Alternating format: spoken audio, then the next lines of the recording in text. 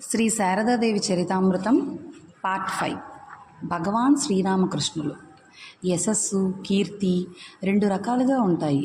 ఒకటి తాత్కాలికమైనది, మరొకటి ఆచంద్ర తారార్కమైనది. విద్య, కళలు, విజ్ఞానం, సేవ, మతం ఇలా ఏ రంగాన్ని తీసుకున్నా వాటిలో కొందరు నిష్ణాతులు వస్తారు. తాము జీవించి ఉన్నప్పుడే కొందరి జీవితాలలో స్ఫూర్తిని కలిగిస్తారు, కొందరికి ఆరాధ్యులవుతారు. ఆ తరువాత నిష్క్రమిస్తారు. నిష్క్రమణానంతరం వారి ఆదర్శాలు కొంతకాలం ప్రాచుర్యంలో ఉంటాయి. కొందరిని జనం తమ నేతగా గుర్తించుకుంటారు.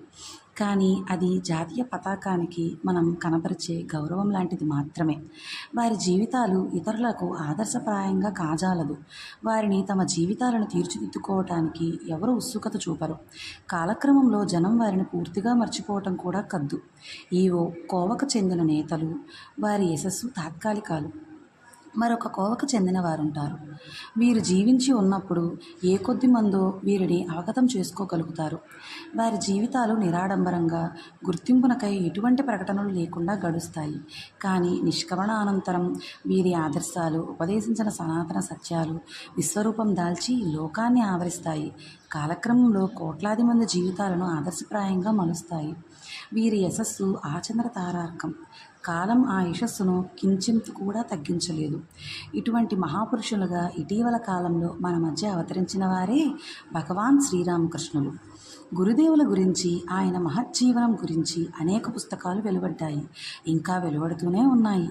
కానీ ఆయన నేటికి సమగ్రంగా ఎవరికీ అవగతం కానివారుగానే ఉన్నారనడం ఎంత మాత్రం అతిశయోక్తి కాదు. అవును మిత్రులారా, ఆయనను ఇకపైన లోకం సమగ్రంగా అవగతం చేసుకోవాల్సిన అగత్యం ఉంది.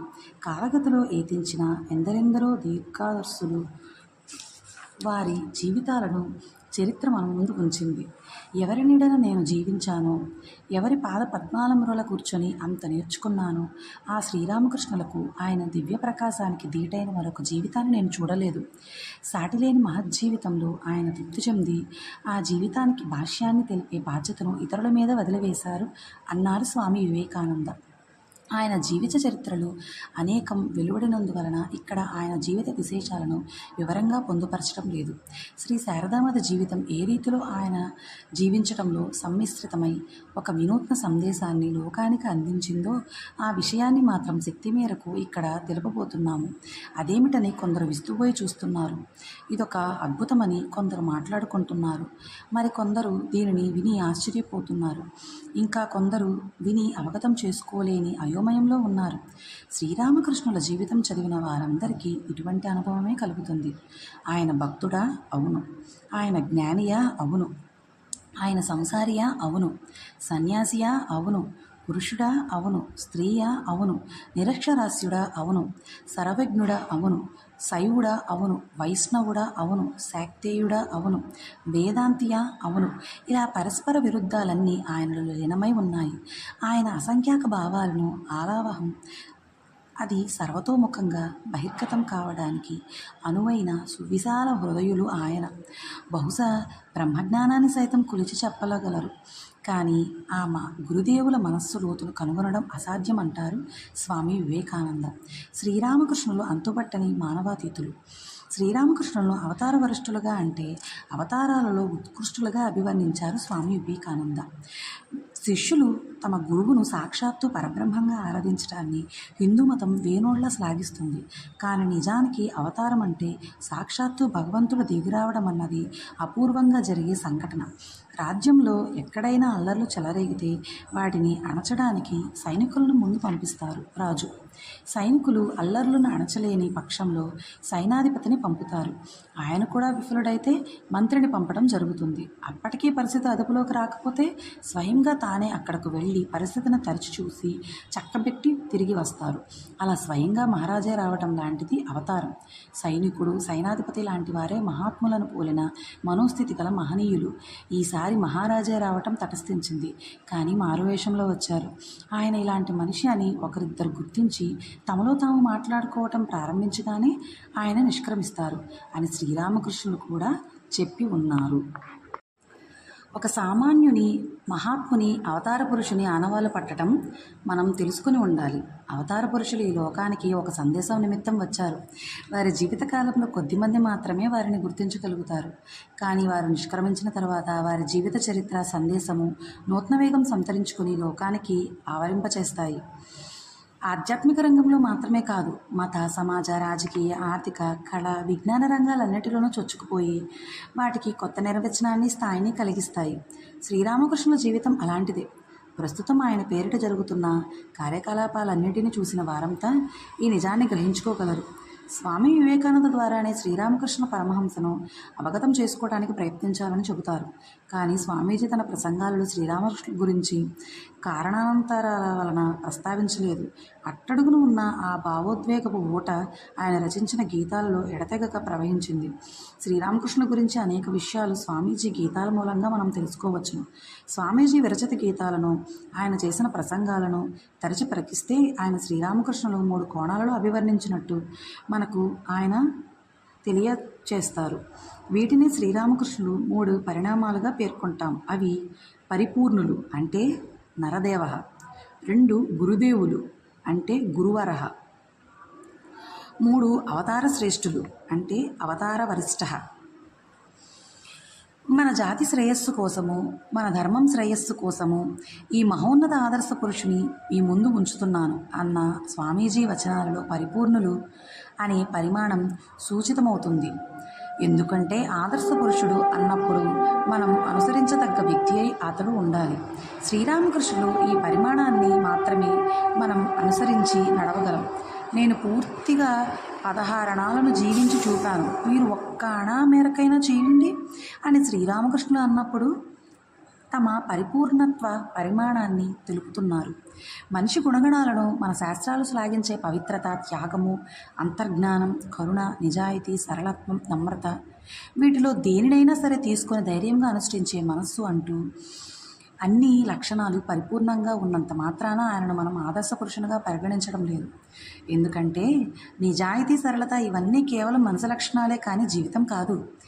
ఈయన కాలానికి ఆవశ్యకమైన నూతన జీవన విధానాన్ని ఆయన స్వయంగా చూపించినందువలనే ఆయన పరిపూర్ణ మనిషిగాను ఆదర్శ పురుషునిగాను వివేకానంద స్వామి లోకానికి చాటి చూపించారు.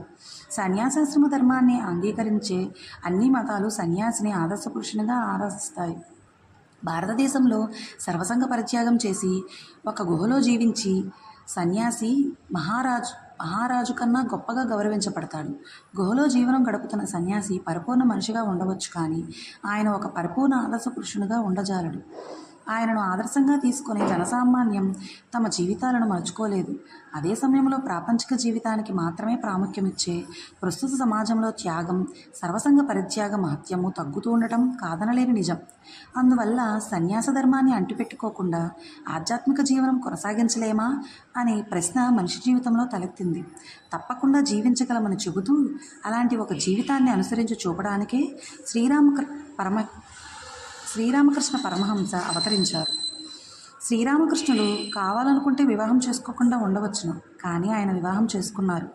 భార్యను వర్జించకుండా సన్యాస ధర్మాన్ని కూడా పాటించారు. తద్వారా సన్యాస ఆదర్శాలను కించపరచకుండా అదే సమయంలో సంసార ఆదర్శాలను కూడా తగిన స్థానం ఒసగే ఒక నూతన మార్గాన్ని ఆవిష్కరించారు. ఇక్కడ సన్యాస ధర్మం తీవ్రత, ఏకాంతత వర్జింపబడ్డాయి. సంసార ధర్మ తీవ్ర ఇంద్రియ సుఖాలు, ధనాశ వర్జింపబడ్డాయి. ఈ మధ్యమ పంద ఆధునిక మానవునికి తగినట్లుగా అమరడంలో ఆశ్చర్యమేమీ లేదు కదా.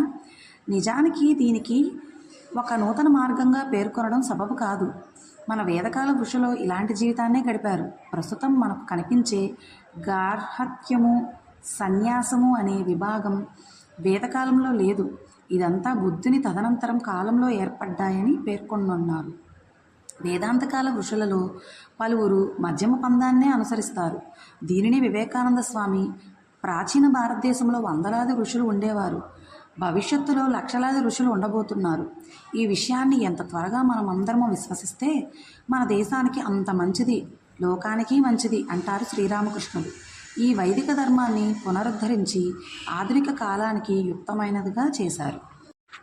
శ్రీరామకృష్ణులు విధివేదంగా సన్యాసం స్వీకరించిన వారు, కానీ భార్యను త్యజించలేదు. అర్చక వృత్తిని చేపట్టి చివరి వరకు 7 రూపాయల నెలజీతంగా పుచ్చుకున్నారు. చక్కని గదిలో నివసించారు. చక్కని దోవతి, చొక్కా, పాదరక్షలు వాడారు. నూనె రాసుకుని స్నానం చేసేవారు. తమలపాకు చిలుకలు నమిలేవారు. సమాజంలో ప్రముఖులను కలుసుకున్నారు.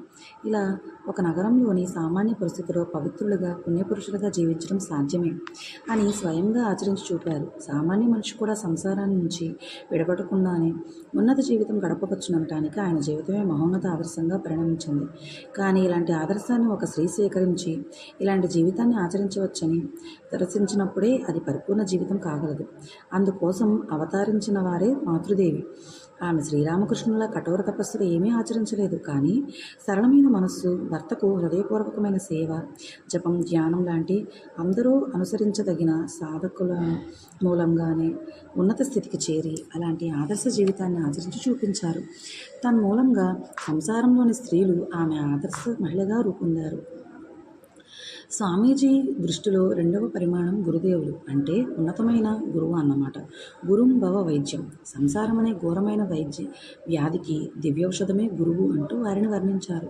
అంటే ఈయనను ఆయనను ఈ దేశానికి ఆ దేశానికి అంటూ కాకుండా ప్రాపంచికమనే వ్యాధితో బాధపడే అందరికీ వైద్యుడైన గురువులుగా శ్రీరామకృష్ణులు అభివర్ణించారు స్వామీజీ.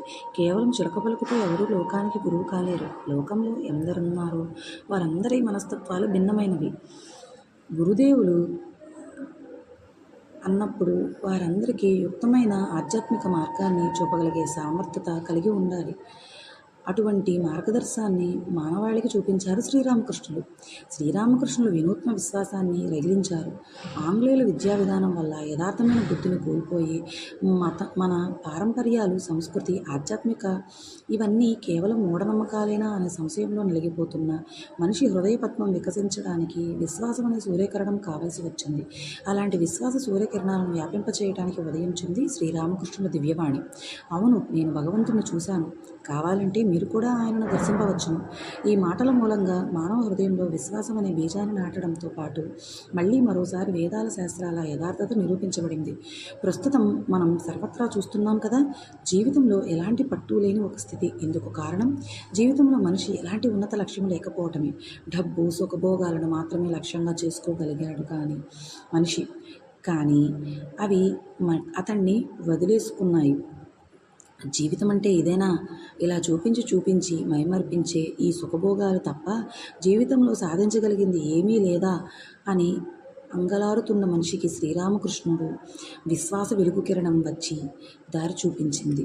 అందువల్ల గురుదేవులు లేక గురువు అనే పరిమాణం మొదటి అంశంగా మనం చూసేది ఆయన చూపించే విశ్వాసం అనే కాంతి కిరణం. కానీ కేవలం విశ్వాసంతో దేనిని సాధించలేం. అది వేరునారడానికి స్థిరచిత్తం ఆవశ్యకం.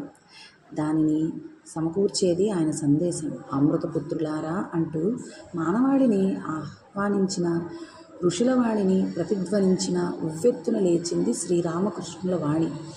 ఓ మానవ, నువ్వు భగవంతుని స్వరూపం. శ్రీరామకృష్ణుల ఈ అద్భుత సందేశ మహత్యం ఏమిటంటే ఇది దేశం, మతం, జాతి, భాష లాంటి తారతమ్యాలన్నిటికీ అతీతమై నువ్వు భగవంతుని స్వరూపం అనే సత్యాన్ని మనిషినైన ప్రతి ఒక్కడూ స్వీకరించి అనుభవపూర్వకంగా తెలుసుకోవచ్చు. ఆయన హిందువు కావచ్చు, కాకపోవచ్చు. ఆయతడు దివ్యత్వాన్ని పొందడం, దివ్యత్వాన్ని పంచిపెట్టడం లక్ష్యంగా పెట్టుకున్నప్పుడు మతం ప్రసక్తే రాదు. అలా అయితే ఇక మతంతో పనిలేదని అతని అభిమతమా? కాదు. మతం అనేది మనిషికి ముఖ్యావసరాల్లో ఒకటన్నది ఆయన ఎరిగి ఉన్నారు. కానీ అన్ని మతాల్లోనూ మంచి, అదే సమయంలో ఒకంత చెడు ఉండడం ఆయన గ్రహించారు. కనుక ఏ మతాన్ని తోసిపుచ్చక, లోటుపాట్లు చూపించక వాటిలోని మంచిని మాత్రం గ్రహించమని ఆయన ఉపదేశించారు. ఒక వ్యక్తి ఆంతరంగిక పురోగమనానికి ఏది అవసరమో అది ఏ మతంలో ఉన్నా సరే దానిని అనుసరించవచ్చును. తాను పరిపూర్ణ దివ్యుడనని గ్రహించటానికి హిందూ మతంలోని ఏ మార్గం తోడ్పడగలదని ఒకడు అనుకుంటే అతడు దానిని అనుసరించవచ్చు. క్రైస్తవ మతంలోని ఓ విభాగం ఆవశ్యకమైనది అని దానిని అనుసరించవచ్చును. ఒక్క మాటల్లో చెప్పాలంటే మతం కన్నా మనిషికే ఆయన ఎక్కువ ప్రాధాన్యం ఇచ్చారు. ఈ విషయాన్ని ఎంతవరకు మనిషి గ్రహించి స్వీకరించాడో మనకు తెలియదు. కానీ బాహ్య ప్రపంచంలో మాత్రమే ఆనందం ఉందనే నిర్విరామ పరుగులో మునిగి ఉన్న మానవ సమాజాన్ని ఈ తారక మంత్రం మాత్రమే రక్షించగలుగుతుంది. శ్రీరామకృష్ణులు ఈ సందేశాన్ని వివేకానంద స్వామి తన బోధనల మూలాధారంగా చేసుకున్నారు. జగద్గురువు అనే పరిమాణంలో శ్రీరామకృష్ణులు మనిషికి వ్యక్తిగతంగా ఇచ్చిన సందేశం నువ్వు పరిపూర్ణ దివ్యుడువు అన్నది. సమాజానికి వసగింది మాతా సమస్యలకు పరిష్కారం. మతం మనిషిని సన్మార్గునిగా చేయాలనే పరిస్థితి మారి ప్రస్తుతం మతాలే మనిషికి సమస్యగా మారిన పరిస్థితి ఏర్పడుతుంది. మత సమస్యలకు ఒక శాశ్వత పరిష్కారాన్ని సూచించారు శ్రీరామకృష్ణులు. ఈ పరిష్కారం కోసం ఆయన తననే ఒక పరిశోధనా క్షేత్రంగా మలుచుకున్నారు. హిందూ మతంలో ప్రతి ఒక్క సాంప్రదాయవాది సాధనా పద్ధతులను ఇతర ముఖ్య మతాలైన క్రైస్తవ, ఇస్లాం మతాలను అనుసరించి వాటిలో ప్రతి దాని నుండి పరమసత్యమైన భగవంతుని చేరుకున్నారు. ఇది ఆ దారులన్నీ సత్యమైనవే ఆయనకు రుజువు చేస్తాయి. అందువల్ల మతాలెన్నో మార్గాలన్నీ అనే చక్కని ఆదర్శాన్ని నెలకొల్పారు. దీనిని సరిగా అర్థం చేసుకుని అనుసరించినప్పుడే మత సమస్యలకు ఆస్కారమే ఉండదు. ప్రతి ఒక్కటి నిజమైన దారి అయి ఉన్నప్పుడు ఏది ఉన్నతమైనది, ఏది కాదు? హిందువు ముస్లింగా మారాలా? ముస్లిం క్రైస్తవుడిగా మారాలా? అక్కరలేదు.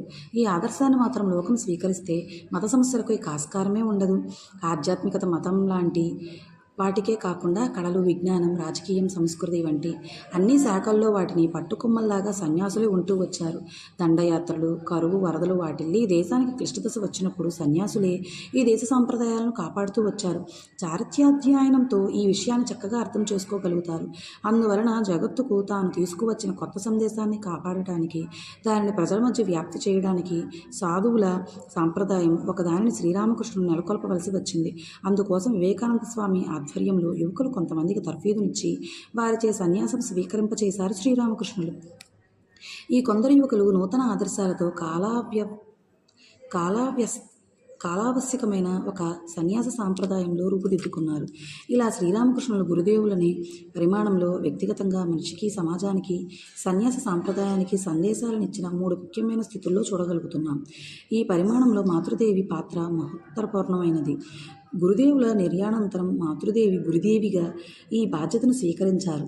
మంత్రదీక్ష అనే మహత్తర ప్రక్రియ మూలంగా ఆమె నువ్వు దైవత్వ సంపూర్ణుడవు అనే సందేశాన్ని నూతన జాతికి అందించారు. గొప్ప, బీద, పండితుడు, పామరుడు, స్త్రీ, పురుషుడు, చిన్న, పెద్ద, హిందూ, క్రైస్తవ, ముస్లిం అనే విచక్షణ లేకుండా తన కారుణ్య హస్తాలతో అందరినీ హక్కును చేర్చుకున్నారు. ఇలాంటి ఒక ప్రేమసాగరాన్ని లోకమంతా చూసి ఉండలేదనే చెప్పాలి. భక్తుల మధ్య జాతి, కుల భేదాలు లేవు. వారి భక్త జాతికి చెందినవారు అనేవారు మాతృదేవి. ఇంకా చెప్పాలంటే గురుదేవులు నెలకొల్పిన సన్యాస సాంప్రదాయం ఒక సంఘంగా రూపుదిద్దుకోవటంలో మాతృదేవి మహత్తరమైన పాత్ర వహించారు. సంఘ జనని అంటే రామకృష్ణ సంఘాన్ని నెలకొల్పిన వారుగా మాతృదేవి ఆరాధించబడుతున్నారు. స్వామీజీ చూపించే 3వ పరిమాణం శ్రీరామకృష్ణుల అవతార వరిష్ఠులు అనే అంశం. ఉపన్యాసాలతోనూ పాటలలోనూ ఈ విషయాన్ని ఘంటాపథంగా చెప్పారు స్వామీజీ. గురుదేవుల జీవిత కాలంలో వైష్ణవ చరణ్, గౌరీకాంతుడు, పద్మలోచనుడు, భైరవి బ్రాహ్మణి లాంటి పలువురు మేధావులు ఆయనను కలుసుకున్నారు. శాస్త్రాలు వహించే అవతార పురుషులకి ఉండవలసిన సకల లక్షణాలు ఆయనలో చోటు చేసుకున్నాయని గుర్తించిన వారందరూ ఆయనను అవతార పురుషునిగా ఆరాధించారు. అంత మాత్రమే కాదు, ఒక గొప్ప పండిత సభను ఏర్పాటు చేసి ఈ విషయాన్ని నిరూపించి ఉన్నారు. ఇక ప్రస్తుతము ఆయన అవతార పురుషునిగా, దైవంగా ఆరాధించబడుతున్నారు. వివేకానంద స్వామి దృష్టిలో శ్రీరామకృష్ణులు అవతార పురుషులు మాత్రమే కాదు, అవతార వరిష్ఠులు. శ్రీరామకృష్ణులు అతి సమీప కాలంలో ఉద్భవించిన వారు. అవతార వరిష్ఠులు కూడా ఆయనలో ప్రేమ, త్యాగం, జ్ఞానం, విశాల దృక్పథం, మానవ జాతికి సేవ చేయాలనే ఆకాంక్ష ఇవన్నీ ఆయనలో పరిపూర్ణులుగా ఉండినవి. ఆయనకు సాటి ఎవరు? ఆయనను స్వీకరించిన వారి జన్మ వ్యర్థమే అంటారాయన.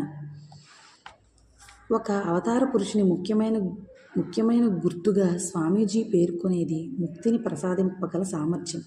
అవతార పురుషులు కపాలమోచనులు అంటే విధినే మార్చగలవారు. ఉన్నత స్థితిని చేరుకున్న మహాత్ములు సైతం ఈ కార్యం చేయలేరు. ఇతరుల పాపాలను స్వీకరించగలవారు అవతార పురుషులు మాత్రమే.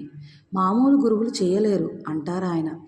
ఇలా మానవజాతిని ఉద్ధరించడానికి అవతరించిన శ్రీరామకృష్ణులు మానవజాతిని ఉద్ధరించి ముక్తిని ప్రసాదించాలని కంకణం కట్టుకున్న గురుదేవుల కరుణా ప్రవాహమే ఆయన కృపాశక్తికి మాతృదేవిగా మూర్తిభవించి అవతరించింది. అవతార స్థితిలో గురుదేవులు మాతృదేవి భిన్నం కాదు. గురుదేవుల ఉద్ధరణ శక్తే మాతృదేవి. ఈ శక్తియే మాతృదేవిలో లోకాన్ని ఆవహించిన మాతృత్వంగా అభివ్యక్తమైనది. దీనినే మాతృదేవి మాతృత్వాన్ని లోకానికి చాటి చెప్పటానికి గురుదేవులు నన్ను వదిలి వెళ్ళారు అని చెప్పేవారు. అందువలన గురుదేవులు అవతార వరిష్ఠులు అనే పరిమాణంలో ఆయన కృపాశక్తి అయిన మాతృత్వాన్ని లోకానికి చూపెట్టడంగా మాతృదేవి పాత్ర వహించారు. ఇలా శ్రీరామకృష్ణుల 3 పరిమాణాలలోనూ అంటే 3 విధాలైన కార్యక్రమాలలోనూ మాతృదేవి పాత్ర మహత్వపూర్ణమైనది. అందువల్లనే వారిరువురు ఒకటిగా చేరాల్సి ఉండింది.